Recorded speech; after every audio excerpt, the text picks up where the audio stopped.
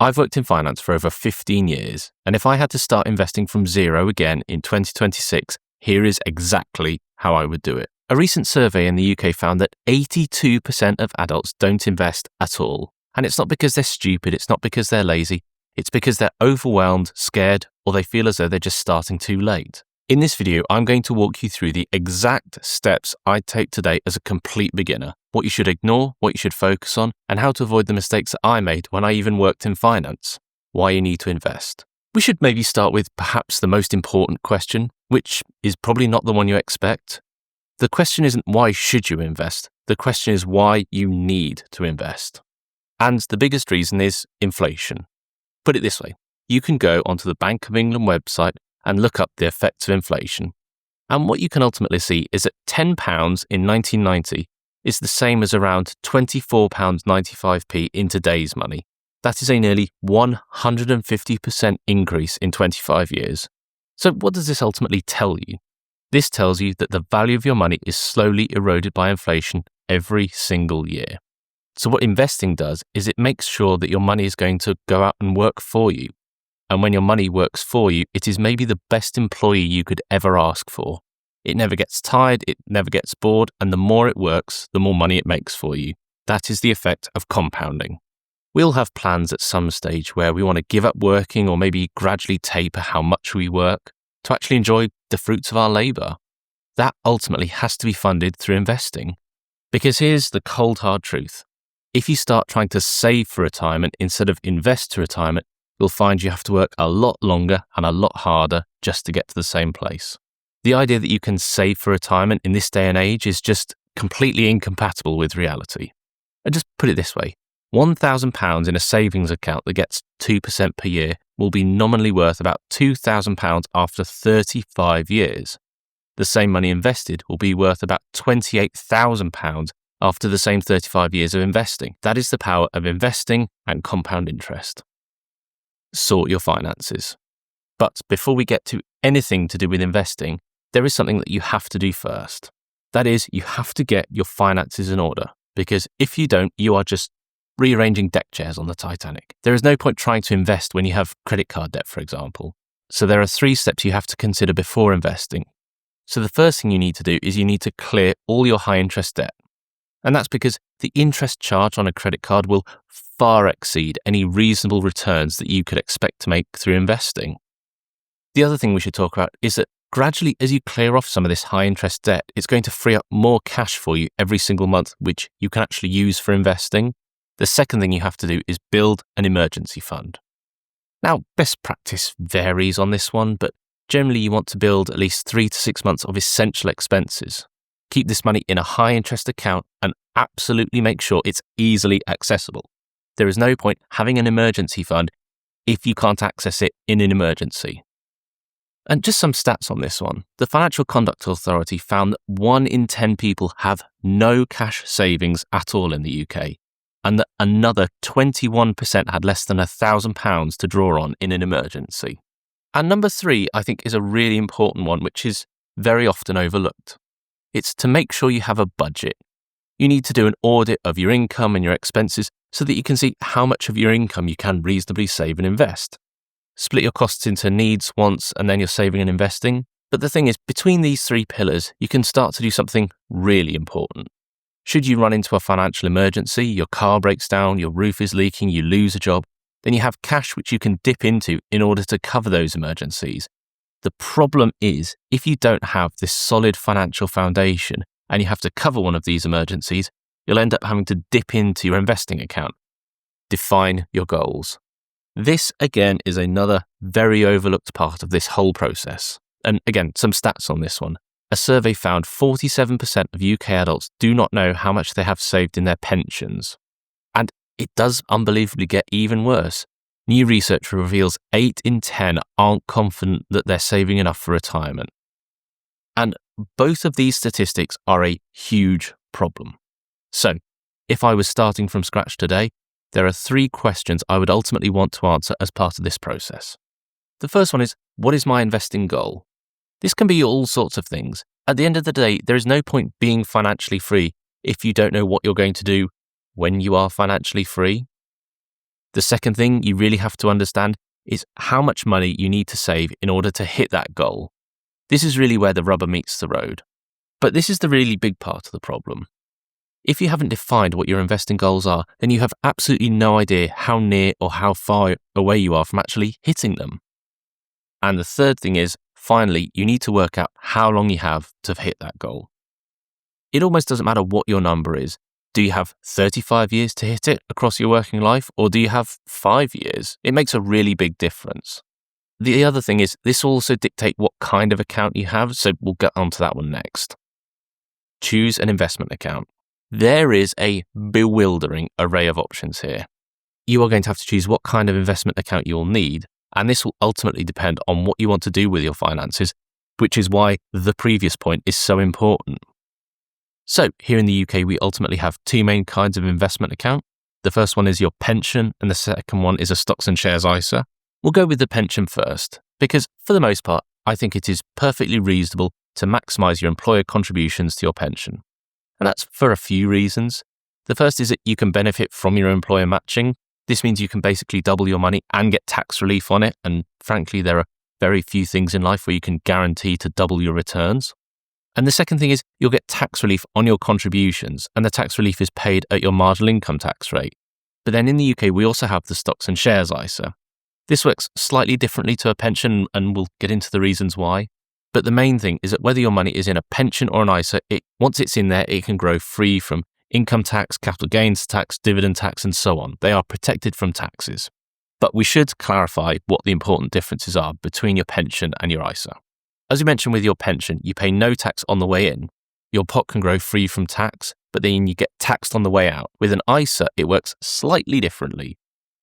You invest into your ISA out of your post-tax income, so the tax has already been paid, basically. But the benefit is that you don't have to pay any tax when you withdraw your money from the ISA.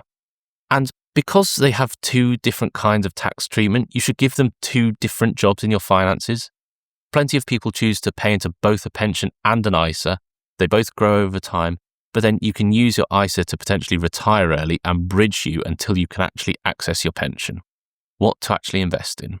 But this may be the most important question, which is, what would you actually put your money into? Now, plenty of people might think of themselves as being the Wolf of Wall Street, but they may well end up just being the Dachshund of Dagenham. And anyone who tells you otherwise is someone who should headline the Festival of Stupidity. So if I was going to start from scratch today, this is one of those times in life where the simplest option is absolutely the best option. And you can do that through an index fund. An index fund is a fund that simply copies a market index instead of trying to beat it. So let me walk you through this one. Rather than picking individual winning stocks, for example, an index buys all of the companies in that particular market in the same proportions as the index itself. So, for example, if you buy an S&P 500 index fund, you'll buy a small piece of Apple, a small piece of Microsoft, a small piece of Nvidia, and so on and so on and so on. So instead of betting on one company doing really well, you're automatically investing in all of those companies at once. And I love this quote from John Bogle, one of the investing giants. Don't look for the needle in the haystack, just buy the haystack. But there are ways to diversify even further. As we mentioned, the S&P 500 follows the 500 largest companies in America, but this means you have a geographical concentration in just the US. You can buy a global index fund. What that means is you'll buy a small piece of all the companies that are available in every country around the world. This gives you exposure to big tech stocks in the US, which have been on an absolute tear recently. But at the same time, this will give you access to, say, emerging markets in Southeast Asia, manufacturing in Germany, pharmaceuticals in the UK. And take a look at this diagram, which I think illustrates this really nicely. This shows the overall size of the top economies in the world in 1980. You can see we have the US just here at the top. If we then expand this out again to look at 2025, we see that the US is still on top, but China has gone from 6th place to 2nd. And at the same time, India, which wasn't even on the list in 2000, is 5th on the list. And I think what this ultimately tells us is that there is no one alive who can reliably say which country is going to do well over the next 20 or 25-year time period. At the end of the day, a global index fund is a fantastic way to be able to buy a small piece of every country and every company around the world. You're basically just going to bet that the world carries on spinning. We should also point out, when you start to look at things like a typical global index fund, these funds can easily return between 6 and 10% a year. Automate everything. Your next step is to automate as much of this as you possibly can. There was this paper that came out in 1999 called Do Investors Trade Too Much? This looked at tens of thousands of brokerage accounts between 1987 and 1993. And what the paper basically found is that the people who traded most often would have the worst returns. And there's a few reasons for this, but the most important one really is that no one can realistically or reliably predict which funds are going to do well or which stocks are going to beat the market. They try and time the market, and their timing only needs to be off a little bit for them to fall significantly behind. So what we're basically saying here, in some ways, is that the best thing to do is to open your account, set up your automated deposit into your investment account, having gone through all the previous steps in this video, and then only find the post-it note with that password on the day before you actually need to access that money. This is the sort of thing that will turn you from a sporadic saver to a consistent investor. And it means that you're investing consistently, not just when you remember, not just when you remind yourself, not just when you see it on your to-do list. Setting up an automated deposit is one of the easiest but most surefire ways to do this. Manage your money emotions. And finally, you need to learn to manage your money emotions. Ultimately, you are going to have to accept that the market goes up and the market goes down. And that's great. But the market going down counterintuitively can also be great, but that's another video for another time. But at the end of the day, you need to stop fearing the ups and the downs and start preparing for them. Automating is a fantastic way to do it, but one of the biggest advantages is by maximizing your time in the market. Because at the end of the day, every single time the market has dropped, it's gone on to recover and often to reach new highs. But the problem is that when it's your money, when it's your hard-earned cash, when it's your portfolio, and when it's your screen absolutely filled with red, it can be very easy to just want to sell, to just want to completely bail, to just buy up a load of gold, a bit of land, stick all your money under your mattress and go and live in the woods somewhere. And if we just take a quick look at this diagram, this shows the annual return from the S&P 500 every single year. And what you'll notice is that the S&P will return an average of 10% every single year. But when you really take a look at the numbers, what you invariably find is that the market either absolutely tanks or absolutely rips. It will very often not actually make the much cited 10%. And this is again another fantastic reason why being invested in the market consistently can just be such a sound strategy, especially when you compare it to trying to time the market for best returns. One of the biggest advantages is that by maximizing your time in the market, you are guaranteed to capture the gains of the market. Just take a look at this analysis to really see what I mean. If you had invested $1,000 in the S&P 500 in 1970, then today it would be worth about $138,000. But if you missed the best performing day, it's worth about $124,000. And missed the best 25 days and it's down at 33 grand. And this is the problem. The market doesn't make gains evenly from one year to the next, and it certainly doesn't make gains evenly from one day to the next. So when you're trying to time the market, you run the risk of missing those big days where the gains are absolutely outweighted. And these statistics are amazing. Missing just one day, the best day in the last 50 years, means that you are missing out on potentially $14,000. That is 10% less money for not being in the market for one day. But ultimately, this is the main takeaway.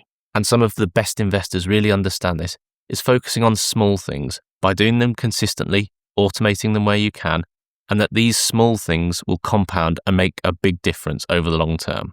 The first few steps to shore up your finances, to give you that soft money landing if you need it, can really set you up for investing success, but gets so often overlooked. We have 3 videos on screen. You have my warning to all investors for 2026, questions to ask yourself before retirement, and the one missing rule from 99% of financial advice. You've been watching Modern Money Talk. If you like this video, please like and subscribe. It really helps the channel. Thanks for watching.